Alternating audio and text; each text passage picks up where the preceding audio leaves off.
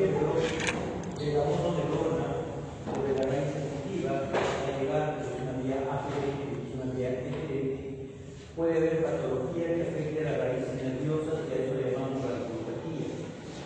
Estas raíces van formando un plexo, dos, el lumosacro y el braquial, lo cual no es importante porque el braquial también tiene una forma como se expresa.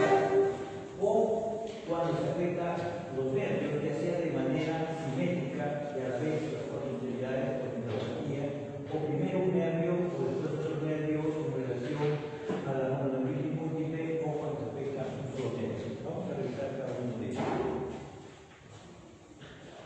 ¿Cómo yo sé que estoy habituado a la radicopatía? En primer lugar, como todo problema neuropático, es un dolor irradiado. Es que es la manifestación más importante de una radicopatía. Dependiendo del segmento afectado, si es a nivel cervical, es una radicopatía que se va a irradiar a su dermatoma específico. Si es la raíz 5, el dolor se irradia hacia la parte del hombro. Si es la raíz C6, se va a irradiar al dedo pulgar. Si es la raíz C7, no van a disculpar, se va a irradiar al dedo medio. Y si es la raíz C8, al dedo pulgar, y D1 a la parte interna. Dolor irradiado, es una de las características. A eso le deben adicionar que ese dolor se incrementa con las maniobras, con los esfuerzos físicos, con las maniobras de avanzada, sea la tos, el estornudo o la defecación. A nivel torácico, el dolor es en banda, es una topografía, llamamos segmentaria, en banda, es un dolor que se irradia en banda. Y a nivel de miembros inferiores es un dolor que se irradia hacia el miembro inferior, dependiendo de las raíces afectadas. Las raíces superiores, L1 y L2, van hacia la parte de la ingle. La L4 va al muslo, la L5 va a la punta de los dedos, a la parte del dorso, la S1 hacia la parte de lo que viene a ser la planta del pie, y la S2, S3, S4 a la parte del ano. Para ver las características de eso. Inversamente también, las parestesias en el dedo pulgar, las parestesias en el dedo medio, también pueden ser evidencias de un compromiso cardíaco. Pueden también afectar los efectos dependiendo de esa raíz, en relación a los trastornos trópicos, en relación al componente que quizás el elemento clínico de la irradiación, ya sea segmentaria o sea horizontal, en relación al aumento de la maniobra, al aumento del dolor con la maniobra de avanzada. Entonces, este es el problema del efecto braquial. Existen tres troncos, el tronco inferior, el medio y el superior, dependiendo de qué raíz, C5 y C6, C7 y C8 y D1. Y aquí sirven mucho los hematomas. Por ejemplo, ¿cómo identifico una radicopatía superior? Por el déficit sensitivo en la región deltoidea, ¿no? Asociada con una red publicitaria disminuida. ¿Cómo detecto una radicopatía? Pues así es. Alteraciones en el dedo medio en relación al déficit sensitivo y el reflejo occipital alterado. Y esta es la base de cuenta de todas estas, la C8 y D1. Como ven, la afectación ya es en la cara interna del brazo y el dedo meñique en relación al concepto de poder identificar. Esto generalmente se puede asociar a un problema de un síndrome de Horner. El componente de un dolor irradiado en este sentido, con trastornos sensitivos acá y un Horner, es diferente de una compresión del precio inferior por un tumor que puede ser del látex del pulmón o por una costilla falsa que puede originarse y que puede comprimir las fibras autonómicas que vienen que se van hacia la pupila en relación fundamentalmente a la afectación de la presión de la circulación inferior. Esta forma de neuropatía se caracteriza porque la distribución de los déficits, generalmente son en las cuatro extremidades más o menos simétricas. La distribución, como ven ustedes acá, si queremos hablar del déficit sensitivo, que es el más orientador, es en forma de bota y en forma de igual. En forma de igual, en forma de bota y en forma de igual. que es la característica de las polineuropatías. Es indudable que la dignidad es más distal que proximal, donde los reflejos, sobre todo los reflejos distales,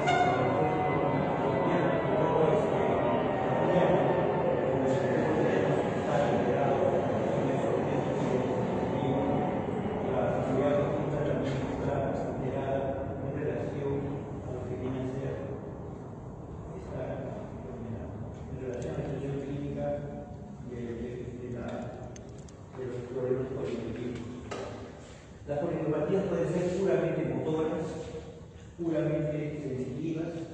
Esto es mucho más raro, sobre todo que sean puras, pero sí hay componentes, sobre todo componentes para neoplásticos y algún tipo de enfermedad hereditaria, pero generalmente son mixtos. Pues esta es la asociación más frecuente, la motora sensitiva en la humana. En diabetes pueden encontrar los tres, siendo la evolución en el tiempo puede empezar primero con problemas sensitivos, si no se tiene la enfermedad, habría un problema motor, y al final de la enfermedad tiene que ser el componente autonómico, y cuando ese componente autonómico ya está fijado en relación al curso de una polineuropatía de vida. Entonces, si uno quiere explicar una enfermedad de nervio periférico, pues debe tener esos conceptos, ¿no? Fibra motora, fibra sensitiva y fibra autonómica, de las cuales lo más orientador es la fibra motora y la fibra sensitiva. La identificación del problema se basa en eso. Si el concepto es: yo encuentro un paciente con reflejo disminuido, con debilidad en un brazo o en las cuatro extremidades, con problemas de atrofia, hipoatrofia o déficit sensitivo, ya estoy identificando que es un problema de nervio periférico.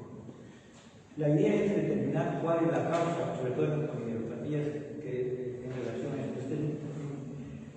Tenemos una serie de recursos para poder buscar la causa. Por ejemplo, yo puedo enfrentar la enfermedad por el tipo de fibra pesada, sea que la fibra motora esté predominantemente afectada, como lo que vamos a analizar ahora en Guillain-Barré, sea porque está afectada las dos fibras, la fibra delgada y la fibra gruesa, por ejemplo, la esta paraneoplastia carcinomatosa, sea que esté afectada la fibra gruesa, la más frecuente la deficiencia de vitamina B2, o sea que esté afectada la fibra delgada, y aquí sí tenemos que pensar a la diabetes como la enfermedad más frecuente, o solamente compromiso autonómico, y aquí tenemos la diabetes como uno de los elementos frecuentes. Entonces, un elemento de juicio para poder buscar la causa de la enfermedad es enfocar el problema que tiene el paciente de la afectación de las fibras funcionales. Es un criterio. El otro criterio que utilizamos es el concepto de que el nervio tiene una vaina de mielina y un axón. Y hay enfermedades que afectan a la mielina y hay enfermedades que afectan al axón. Entonces yo cruzo ya dos informaciones. Uno, que he encontrado que estoy con una polineuropatía predominantemente motora. Y utilizo el segundo criterio si la enfermedad es deslizante o sazonal. ¿Cómo lo sé esto? A través de la electromiografía o a través de la biopsia del nervio. Entonces, si yo determino que es una enfermedad deslizante que clínicamente se va a comportar solamente con debilidades resistentes, a diferente de la opcional que se va a comportar con fasciculación y atrofia, yo ya tengo otro criterio diagnóstico, ya tengo dos criterios diagnósticos de determinar si es una enfermedad deslizante o una enfermedad zonal. No olvidemos que la zona tiene un efecto inotrópico o trófico sobre el músculo, fundamentalmente el músculo se también sobre las pies. Y por eso, cuando se afecta el axón, unos elementos clínicos es observar atrofia y fasciculaciones en los pacientes. ¿Qué otro criterio utilizo? Utilizo el criterio del curso de la enfermedad. ¿Con qué velocidad se instala una neuropatía? Por ejemplo, en el curso agudo, como el Guillain-Barré, por ejemplo, progresión en días. Y aquí se cambia el criterio de agudeza, subagudo y crónico. Agudeza hablamos un mes, no hablamos de 7 días, hablamos de un mes en caso de neuropatías. La de cursos agudos son más o menos de 2 a 4 semanas, de 2 a 4 meses en relación al curso agudo, y el curso crónico ya son meses a años. Si determinamos esto, ya estamos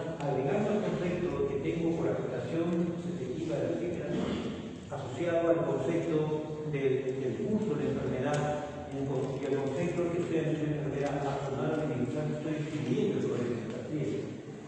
Más aún, puedo determinar las enfermedades de muy larga evolución y ahí el concepto hereditario juega un papel muy importante, o estas polineuropatías que evolucionan en el tiempo que se llaman recurrentes. Los conceptos diagnósticos que yo utilizo cuando encuentro el problema de la polineuropatía o el síndrome de polineuropatía. En vista de que yo tengo que buscar etiología, qué condición fisiopatológica tiene el paciente, si es una enfermedad hereditaria o una enfermedad inflamatoria o parasitaria en relación a los 4 criterios que yo necesito establecer para encontrar la causa de la neuropatía periférica. Entonces, en conclusión, las polineuropatías sí pueden ser estudiadas o analizadas desde ese punto de vista. Primero, identificar los tipos de polineuropatía. El concepto fundamental es la afectación en las 4 extremidades, ya sea por el motor, sensitivo o autonómico. El segundo criterio es determinar cuál es el curso de la enfermedad aguda o agudo-crónica. ¿Qué fibras están alteradas? Fibra delgada, fibra gruesa, fibra motora o fibra autonómica, para poder fundamentalmente. Y por último, el criterio si es una lesión axonal o es una lesión deslizante. Son 4 criterios que utilizamos en cuanto a la biología de poder determinar cuál es la causa de ello. Y a pesar de ello, en el mejor centro de estudio de enfermedades neuromusculares se llega a un diagnóstico del 50%. Quiere decir que el 50% va a ser con una etiología no conocida. ¿Cómo identificamos a Guillain-Barré una forma de polineuropatía en relación a los conceptos que tenemos ahora de Guillain-Barré? Tenemos estos criterios operativos que son 5 que el paciente que debe cumplir, que sirven para poder diagnosticar esta enfermedad. Primero, que es una neuropatía periférica, pero acá ha cambiado mucho el concepto de la neuropatía periférica. Esta es la forma clásica del señor Guillain-Barré. Una polineuropatía motora, pues tenemos el concepto de fibra afectada, de tipo minimizante, es otro criterio, y de tipo agudo, 3 criterios. Y esa es la forma clásica de Guillain-Barré. Con el devenir del tiempo se han encontrado una serie de variantes, que ya no solamente es motora, sino puede ser sensitiva, además de aguda, ya no solamente puede ser minimizante, sino absorbada. Aquí tengo el criterio de agudeza, de fibras afectadas y el criterio fundamentalmente de patológico en cuanto a la afectación axonal. También hay una forma de neuropatía aguda motora, pero de tipo axonal, ya no minimizante, sino axonal. Hay formas también sensitivas, agudas en relación a esto. Hay formas solamente autonómicas y otras formas regionales, como por ejemplo componente neuropatía o parálisis facial periférica o este síndrome de Fischer en relación a los elementos o a las formas clínicas de expresión de Guillain-Barré. O sea, Guillain-Barré no solamente es el problema motor inflamatorio agudo. Y como hemos dicho, el curso, este es el patrón evolutivo de una Guillain-Barré. Las veces son no superior a 2, 4 centímetros. Eso es muy importante. El seguimiento, el tiempo de enfermedad en pacientes determina que empieza a estar en Guillain-Barré, porque si eso demora más de 4 semanas, están ya en un CIDP, porque es también por esa partida inflamatoria, también autoinmune, pero que sigue evolucionando en el tiempo y que puede evolucionar en hasta 4 meses en relación a cómo se extiende esta enfermedad. La diferencia es que Guillain-Barré no responde a corticoides, la otra, la CIDP sí responde a corticoides y además puede tener un curso también muy largo en relación a medio años de forma crónica. Es por eso uno de los criterios que además de decir que la neuropatía Guillain-Barré es tener en cuenta el tiempo, en cuántos tiempos se establece la movilidad en el paciente. Una vez que comienza, eso obviamente todo depende de la magnitud del problema, no todas las Guillain-Barré hay una Guillain-Barré de niños, se amplifica en la primera semana. Y pasa a una segunda fase, que es la fase de estabilización. Esta fase de estabilización generalmente, donde ya no progresa, pero tampoco mejora, el promedio general de 2 a 4 semanas.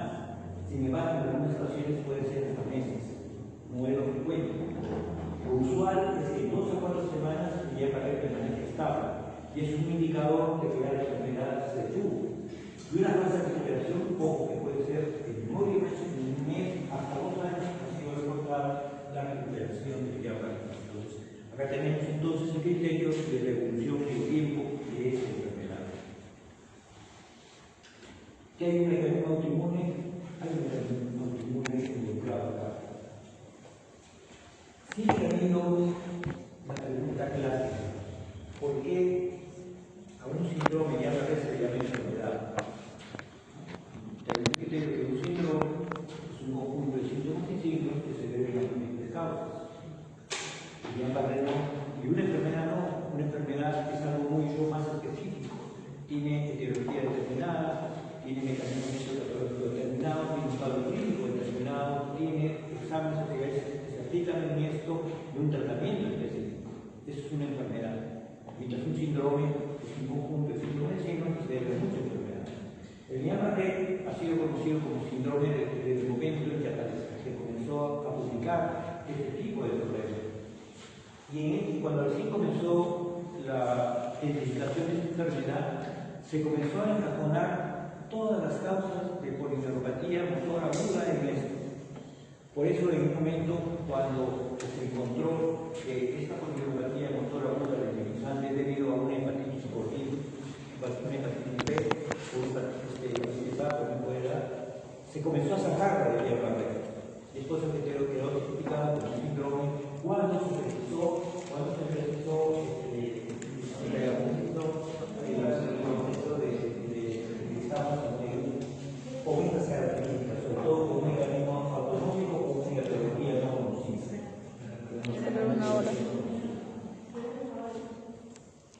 Entonces, este es el mecanismo autoinmune.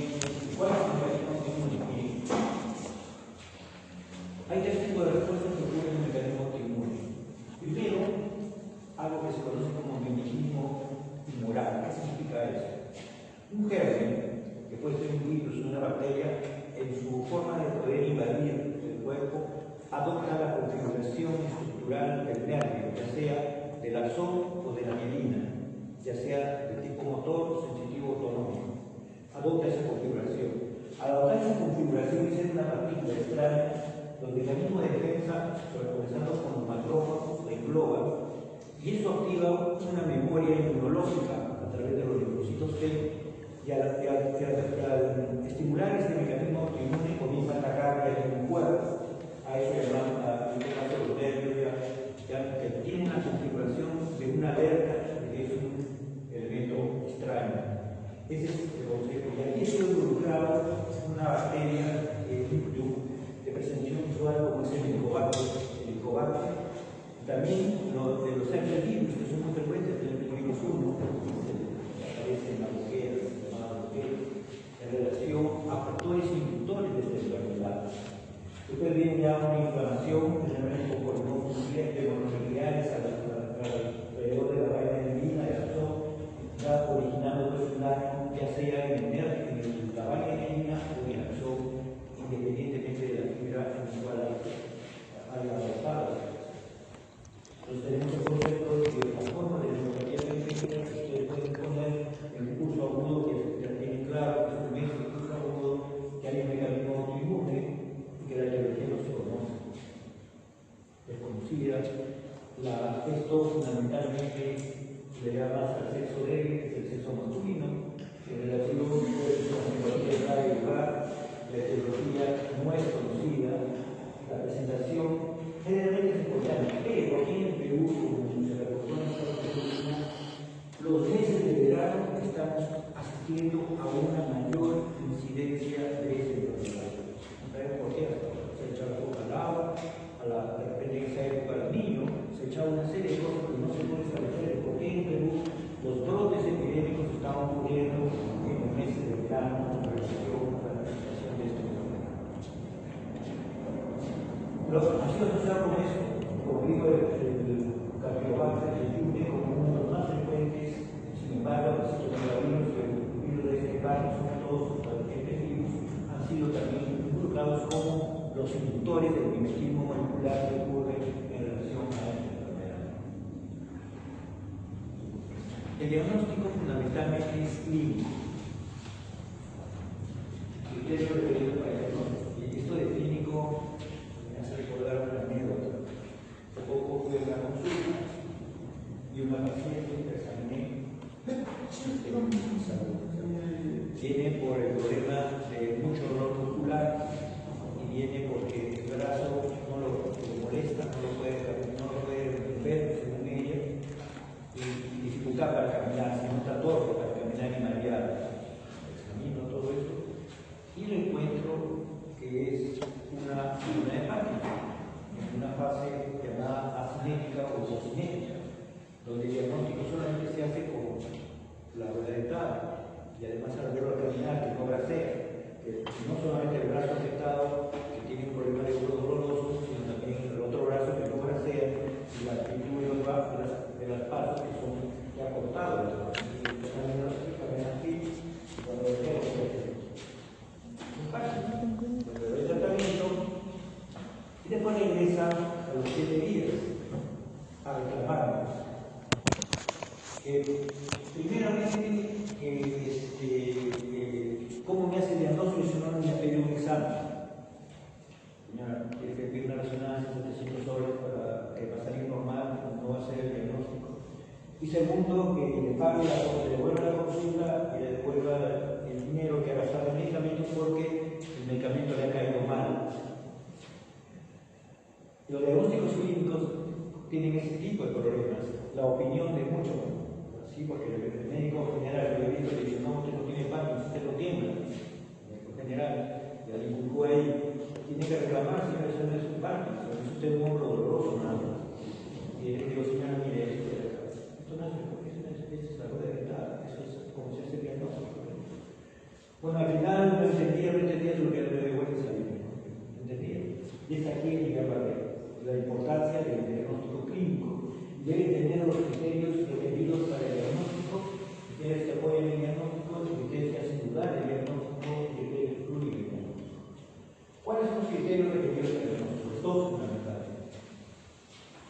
La habilidad progresiva de más de un miembro puede empezar con un paciente que está subiendo, como hemos tenido algunos que subió al niño y en ese momento se esparció la pierna así de manera rápida y que viene porque no solamente se esparció, sino no se le comienza ya a adaptar el pie en el primer día de enfermedad.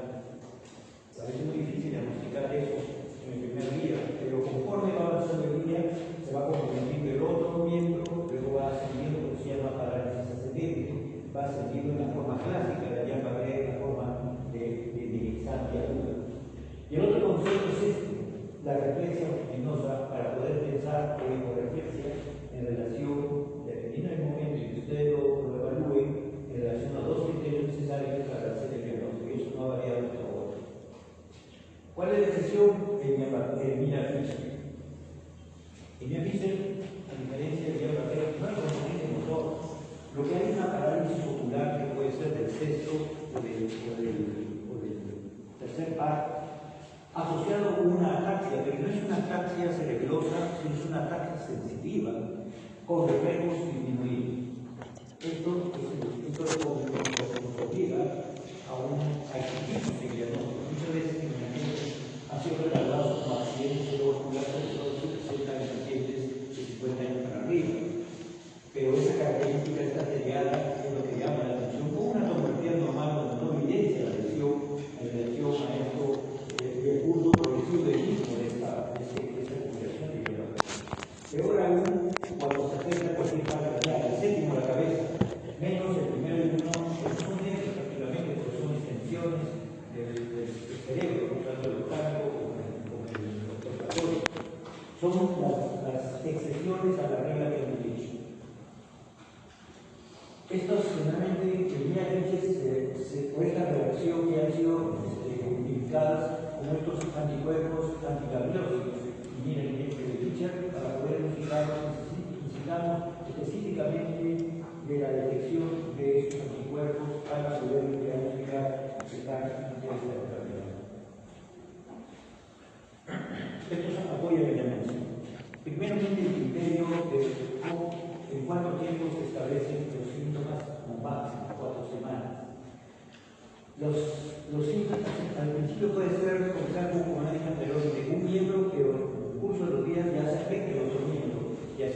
afectando de manera simétrica. Puede haber compromiso de los pares craneales, donde el séptimo es el más afectado. Lo mismo, el periodo de estabilidad en la mayoría de ellos es de 2 a 4 semanas. Puede asociarse a la disfunción autonómica y esto es fundamentalmente de peor pronóstico. ¿Estás sintiendo? ¿Estás sintiendo?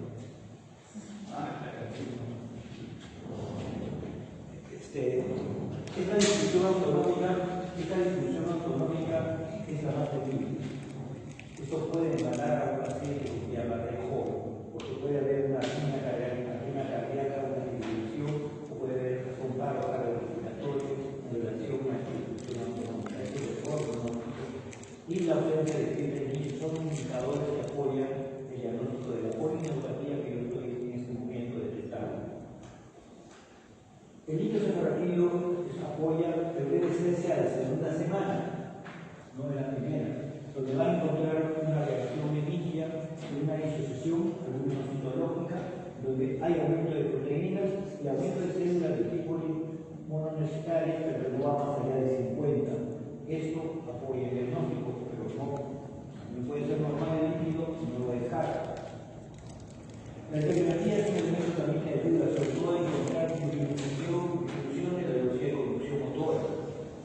Esto es positivo en el 80% de los pacientes. El 20% puede ser normal, tampoco es un criterio absoluto que se debe descartar que también tendría que haber. ¿Qué criterios hacen dudar el diagnóstico? Lo que me han visto anteriormente. Siempre el diagnóstico diferencial de Guillain-Barré es como la meningitis caradversa. Es siempre el diagnóstico diferencial. Y hay elementos que hemos revisado de enfermedades médicas que nos permiten diferenciar, porque no es tanto la agudeza del índice motor, porque son una idea de los inferiores, sino por esto, por el componente de la disfunción de síntesis, el inicio de la enfermedad con el nivel sensitivo. Esto de acá se tiene que hacer pensar que no están ante un Guillain-Barré. Y obviamente esto está colaborando, está en un problema medular. Lo mismo la marcada debilidad simétrica persistente que aparece en los pacientes debe ser equilibrada. Más aún, si el niño cefalorraquídeo aumenta presencia de cromosomos con aumento del centro de mayor de 50, son cosas que no deben ser juzgadas. Por ejemplo, la polineuropatía motora que aparece en pacientes con HIV, estradiero toxida, puede similar un cuadro de una polineuropatía motora limitante o axonal, pero que llama la atención es la presencia de polimonocitos mayores de 50 por algo en relación a la fibrosis. Si el estudio que se ha hecho siempre, encuentro la causa, estudio. Encuentro que en ese tiempo, el doctor Monge presentaba un chico que empezó con una comunicación motora sofisticada como si fuera un Guillain-Barré. Pero al curso de la segunda semana se explicó de arriba. Y eso fundamentalmente catalogó como una científica en relación con todas las tecnologías morales con todo que estamos ante una comunicación por la científica en relación al concepto de estudio cuando encontramos elementos diferenciales que nos permiten indicar, por ejemplo, la tortilla y otras cosas que da una tendencia de dolor abdominal que ha tenido el paciente en un tiempo que permite diferenciar si estamos ante un Guillain-Barré.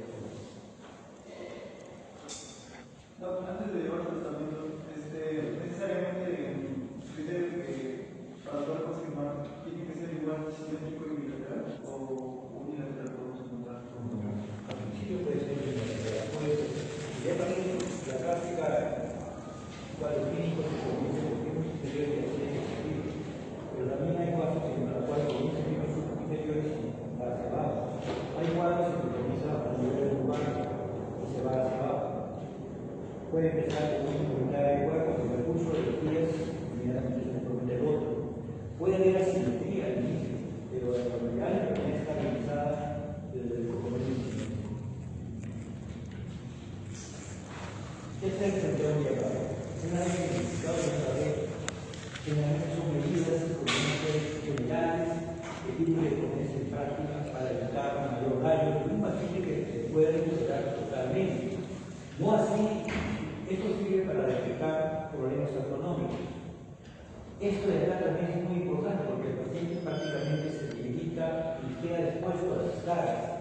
Y eso tiene que prevenirse para evitar complicaciones sépticas, fundamentalmente.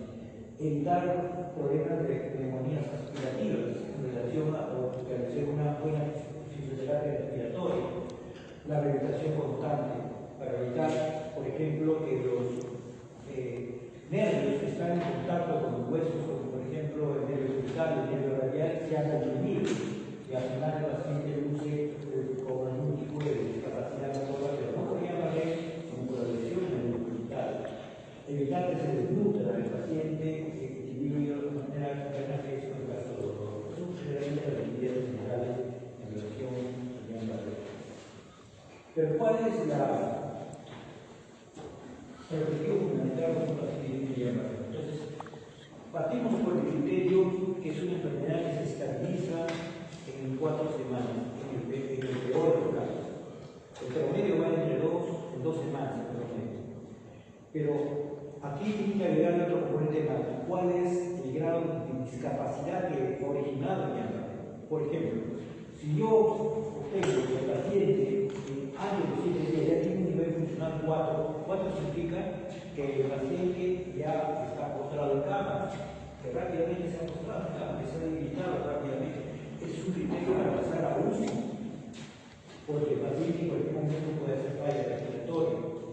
Y la falla respiratoria que se produce en ese paciente puede pasar desapercibido en un hospital de internamiento donde la enfermera tiene 30 pacientes, o porque ahora son 15, para poder ser evolucionables. ¿Por qué? Porque este paciente comienza a perder cuello, comienza a originar hipoxia, comienza a dormir, y no alerta, porque ¿cómo alertar? Se no pueden no tiene actividad en los brazos y puede sencillamente originar una insuficiencia hipóxica. Entonces, este es el concepto que tiene que ver con eso, una evolución rápidamente progresiva, donde si usted se encuentra ya componente lumbar, es tributario para entrar a una unidad de cuidados intensivos. Más aún si encuentra ya el estudio de gases, el paciente ya está originando insuficiencia respiratoria, o el paciente que tiene joven, de 25 años, tiene la presión alta, porque yo encuentro que el paciente está haciendo arritmia cardíaca, o el paciente, que yo noto que el paciente comienza a tener diarreas en relación con extensión abdominal, un niño paralítico, por ejemplo, y estamos viendo que está haciendo disautonomía, es que quiere pasar a UCI porque este manejo que se tiene en los cuidados intensivos. Estos pacientes tienen ahí a falla respiratoria. En el tratamiento ha hablado 2 métodos de tratamiento. Uno, la inmunoglobulina y la plasmafera. ¿Cuál se prefiere iniciar? Primero, se prefiere iniciar, yo voy a explicar por qué, con inmunoglobulinas. Felizmente se ha dado una ley aquí en Perú donde están obligados los hospitales a tener inmunoglobulinas para tratamiento para pacientes con llama. Es una ley que si no tiene pena, si no hay personas de tecnología, tiene pena judicial en relación a eso. Entonces, ese es el concepto, porque si usted va a ponerse inmunoglobulinas de manera particular, son como 50.000 soles lo que cuesta el tratamiento, alrededor aproximadamente en relación a eso. Entonces, la inmunoglobulina tiene la misma eficacia que las plasmaferas. Tampoco se ha confirmado que usando los dos a la vez puede ser más beneficioso para la salud. Entonces, ¿por qué preferimos inmunoglobulinas? Porque el único problema que puede tener con las inmunoglobulinas es una reacción alérgica. Eso se puede prevenir usando el antihistamínico o manejando el paciente en unidades de cuidados intensivos. Sin embargo, la plasmafera tiene serios problemas. Es más complicada, se necesita mucha expertise, se necesita un personal entrenado para eso, se necesita el equipo también y se necesita gran cantidad de solución salina que a veces por la cantidad de solución salina no se puede hacer el procedimiento. Y es por eso que se prefiere fundamentalmente usar inmunoglobulinas. Además, con la plasmafera yo no puedo usarlo en pacientes inestables hemodinámicamente o que tenga disautonomía, que sí lo puedo hacer con las inmunoglobulinas. Entonces, empezar con inmunoglobulinas es un criterio importante en relación a comenzar a manejar el diagnóstico. Recuerdo que cuando estábamos por avanzarse por internet, las técnicas se dio a todo, por desgracia, soy el coordinador de la plataforma. Uso una pregunta así: si usted tiene un paciente de tal, ¿cómo empezaría usted el tratamiento? ¿Con inmunoglobulina, con plasmaféresis, con inmunoglobulina y plasmaféresis a la vez, solamente con corticoides, o solamente lo observaría una vía de intensiva? Es una pregunta en relación a esto. Y ahí hubo controversia. Unos pusieron inmunoglobulinas, otros pusieron plasmaféresis. Inmunoglobulinas y otros plasmaféresis. El reclamo vino cuando yo puse la respuesta, inmunoglobulina, y esta era la explicación de por qué queríamos comenzar con inmunoglobulina en relación a eso. Indistintamente, quiere decir que uno puede empezar con plasmaféresis. Puede empezar con plasmaféresis, no hay ningún problema en empezarlo porque la eficacia es igual a los dos. Pero debido a estos criterios, se prefiere usar utilizar el tratamiento como inmunoglobulina.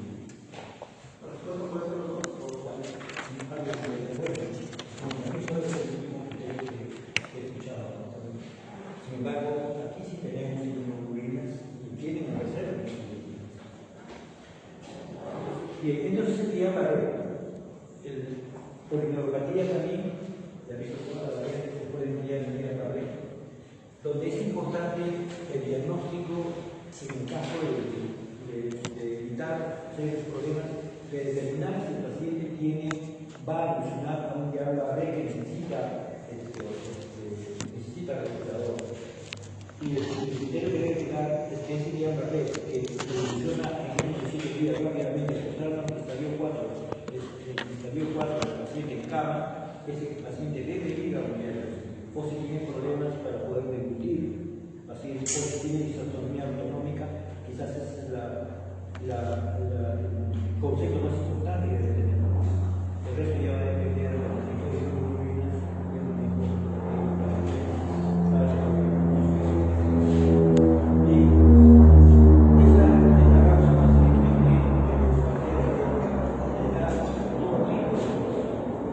todo tipo de neuropatía va a dar de electrolitis.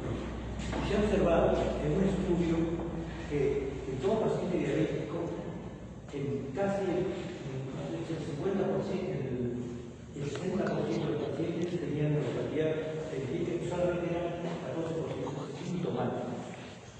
Es decir, que sí o sí la diabetes afecta el medio periférico de la acción humana. Y estas son las formas clínicas más frecuentes. Para el concepto de la diabetes afecta todas, afecta cualquier forma clínica. Sigue la sensibilidad motora con casi el 50%, el síndrome de cargo y la neuropatía autonómica son las tres entidades más frecuentes en relación a la prescripción clínica de diabetes. Tengan en cuenta que esto es más conocido. Cuando esto ocurre, que no es la forma clínica inicial de la neuropatía, eso le da a indicar que ya hay un severo avance de la enfermedad, ya tiene afectada la retina, ya tiene afectada el riñón, quizás es la fase final de un paciente diabético. ¿Cómo se trata una neuropatía diabética?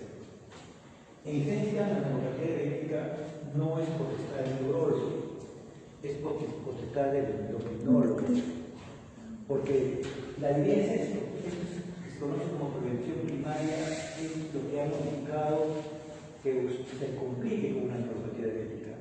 Y asimismo, cuando el paciente ya tiene la neuropatía diabética, esto ha demostrado que mejora mucho el pronóstico de los pacientes. Y ese es el concepto que debe tener. Nosotros solamente hacemos esto, control del dolor neuropático.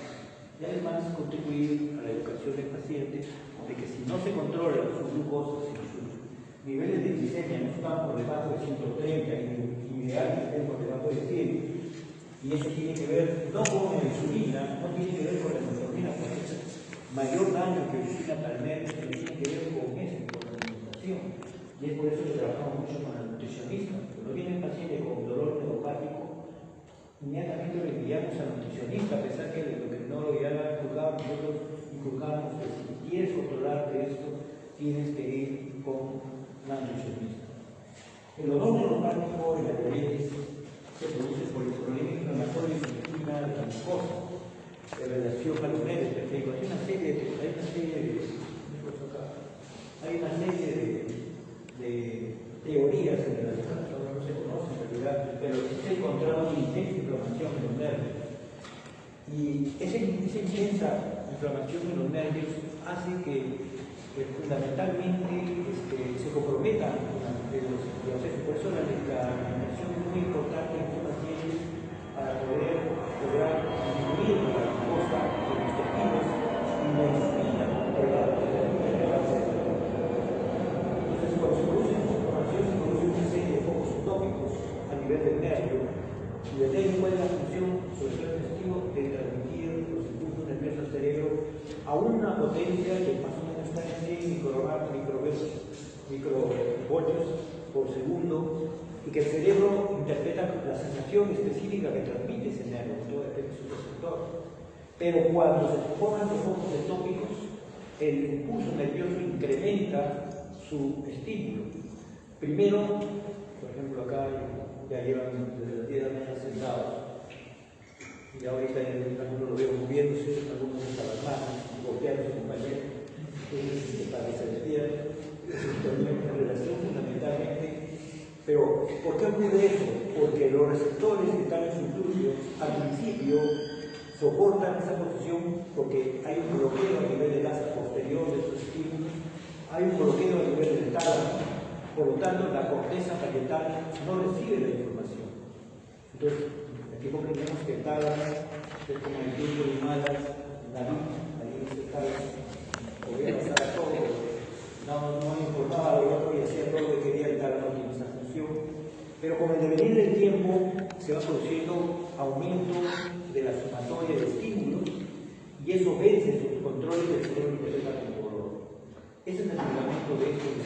Entonces, ¿para qué utiliza usted anticonvulsivantes, antidepresivos y medicamentos de dolor neuropático? Que así el tramador y el pacientador no son los medicamentos de primera línea, porque estos medicamentos, por ejemplo, la pregabalina, lo que ayuda a bloquear el dolor a nivel del asa posterior de la médula, ¿no? Y lo mismo que la colchicina, que tiene una acción a nivel central del tálamo, la velatacina a nivel central, la valentina a nivel de lo que viene a ser el asa posterior y la misma de la penicilina, y esto tiene efecto opioide en el sistema nervioso central. Pero el protocolo es comenzar con pregabalina como medicamento de primera línea. Y aquí sí es muy importante comenzar con dosis bajas, porque el efecto colateral no se cuenta que hace huir a los pacientes de la pregabalina son los mareos. No tanto la somnolencia, el mareo y en las mujeres el aumento de peso, que puede originar por el edema periférico, se origina la pregabalina. Pero eso se puede evitar conjugarlo, convenciendo de menos a más. La opción es asociarlo, puede asociarse con glucosamina porque tiene otro mecanismo de acción, se puede asociar, eso es lo que hacemos. Para evitar efectos mayores, comenzamos a asociar a dosis bajas medicamentos de diferente mecanismo, como son la pregabalina, la glucosamina. En pacientes con recursos que no tienen, recursos bajos, puedo asociar la valentina con la amitriptilina siempre y cuando el paciente no tenga problemas de arritmia cardíaca o problema prostático, que son los más por el efecto colinérgico, y así de esa manera, a través de este esquema, poder ayudar al paciente, porque puede empezar, como el paciente así comienza con hacer un efecto inmediato, y puede empezar con tramador o tapentador, dependiendo si me tolera el tramador, el tapentador es mucho más tolerable en relación a la forma como tengo que controlar el dolor neuropático. Entonces, si es el caso,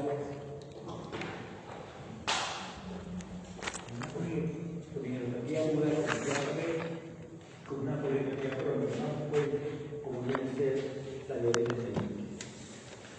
Puede afectarse lo que se conoce como diabetes múltiple, es decir, primero se afecta un radial o un cubital, y luego se afecta el nervio mediano, y luego el nervio femorocutáneo, etc. En la neumonitis múltiple se caracteriza porque se va afectando nervio por nervio. Por ejemplo, la lepra es una forma de neumonitis múltiple.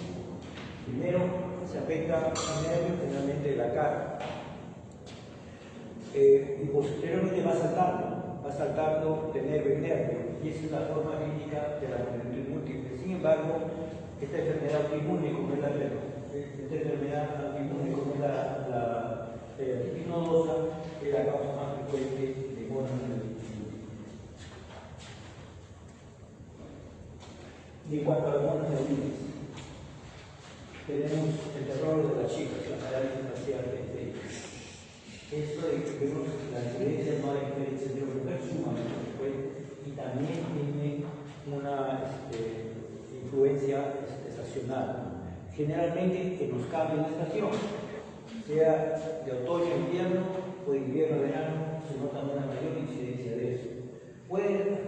El agente es el herpes tipo 1, el virus que tiene que ver con las mujeres en relación a esto, como el elemento causante. Y el factor habitualmente es en estas tres condiciones, donde esto de acá es muy importante para mejorar el pronóstico.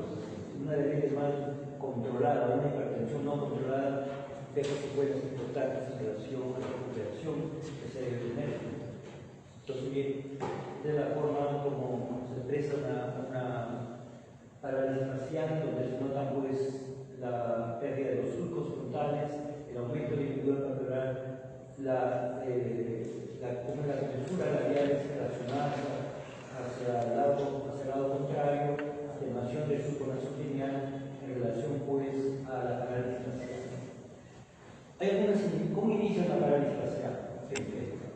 El primer síntoma que aparece en un porcentaje mayor del 50% es el dolor en la parte posterior del recto mastoideo. Y eso es lo que llama la atención, y eso puede aparecer hasta 4 o 5 días antes que aparezca la parálisis facial. Luego de eso, el paciente le dice, no a él, le dicen que su cara no está bien.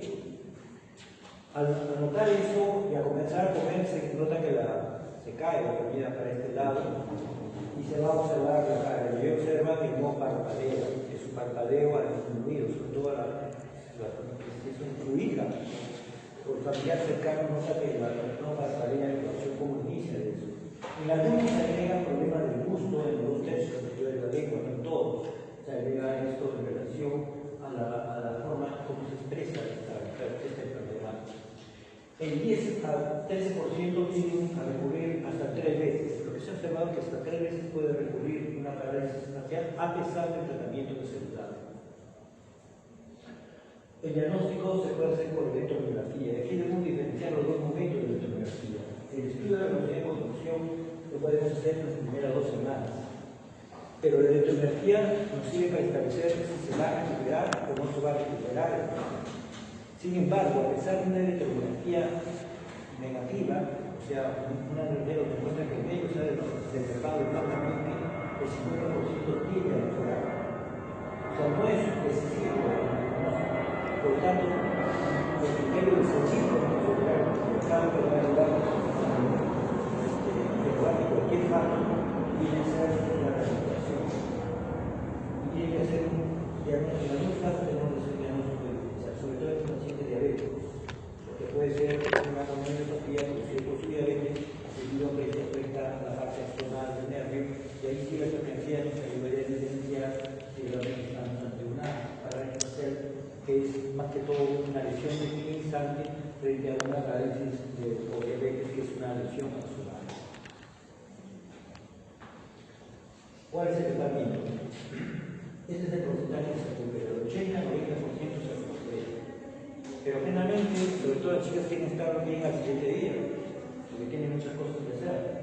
Si el promedio puede durar entre 4 o 6 meses hasta 12 meses en algunos casos. La recurrencia, hemos dicho, se tiene el 0%, y tiene ese pronóstico es pobre. Uno tiene que ver la edad, la diabetes más controlada y la hipertensión más controlada son aquellos que el pronóstico es pobre, cuando la queda por después. Esto hay que cuidarlo, porque puede lesionarse la córnea. Ustedes se dan cuenta, el paciente está con el nuevo aumentada y no parpadea, y por lo tanto el polvo y la tierra puede afectar. Entonces les piden que usen correctores, pues lentes de protección, usen parches metálicos en la noche para que el globo quede abierto. Se usa lágrimas naturales para poder evitar la irritación que ha originado esto, lubricando el ojo, o usamos guantes en las noches para poder evitar lesionar el ojo. Y termina con corticoterapia. Al principio, cuando no se conocía el EPC causante, se usaba fundamentalmente corticoterapia nada más. Por eso se pensaba que era una enfermedad autoinmune. Durante mucho tiempo, aquí el concepto de que era una enfermedad autoinmune. Y una vez, y se usó mucho el corticoide, bien, son dosis altas, no llegamos a de peso antes de los 7 días, y se puede hacer de 5 a 10 días en relación al uso de la prednisona. Por el tiempo se encontró que es el herpes y comenzó a usarse la psicología con muy buenos resultados. Son dosis altas, son 2 gramos que hay que usar. Se puede usar el valsiclovir también en relación al manejo de la parálisis facial periférico para el PPP. Este es otra de las neuropatías muy frecuentes, que es el síndrome de Creutzfeldt-Jakob. La mayoría de ellas son de tipo por mecánicas, generalmente se producen en trabajadores manuales. El campo se utiliza mucho las manos para poder. Acá hemos observado señores que trabajan pelando los pollos, ¿no? O en pescado, que usan el pescado, también que trabajan en el pescado. Es muy frecuente. También se observa en pacientes diabéticos y en pacientes hipotiroideos. En el embarazo se ha observado también, pero tiene uso benigno. Una vez que termina el embarazo, aparece en relación a veces en un cargo. Le llamamos un cargo porque acá el ligamento, acá viene el medio mediano, tal vez una corredera, al revés. Una corredera viene y encima de ella ahí está el ligamento. Este ligamento, debido a los labores manuales, se endurece y comienza a comprimir en el mediano. Entonces, ¿cuál es la descripción clínica? El primer síntoma que tiene el paciente es adormecimiento de las manos que la levanta en las noches. Y cuando identifica cuáles son los dedos, los 3 dedos, el dedo pulgar, ahí refiere el adormecimiento, generalmente es de presentación nocturna. Si esto no se detiene, puede ir a una atrofia, hipotenar, que es más de grado severo en relación a esto. Se puede conocer una diagnostica, pidiendo al paciente que haga su propia experiencia. Es frecuente en la noche, porque la mayoría de nosotros, por no decir todos, dormimos en posición fetal. A pesar de que usted ve la boca arriba, en algún momento hace la posición fetal para recordar nuestras épocas que estamos intraútero. Y cuando uno hace la posición fetal, hace esto. Y ahí es donde se puede que el paciente, como está inflamado el nervio, lo despierta.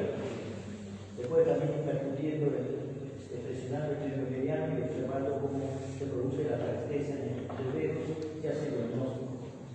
El tratamiento depende del grado, por eso esto es muy importante. El leve o moderado, pues se puede ir muy bien con fisioterapia. Acá siguen los analgésicos y los antibióticos. La fisioterapia sí ayuda bastante y también el hecho de usar una férula de protección para evitar que las noches se comprima el nervio ayuda a eso. Los grados severos ya está teniendo quirúrgico. Esto es muy simple, ¿no? Se entra acá, se libera el nervio y se soluciona el problema. Esto se hace incluso de manera tópica y parece que se va a sacar. Bien. ¿Cómo realizar las noches? Lo que viene a ser la parte de infección. Lo que corresponde a las enfermedades musculares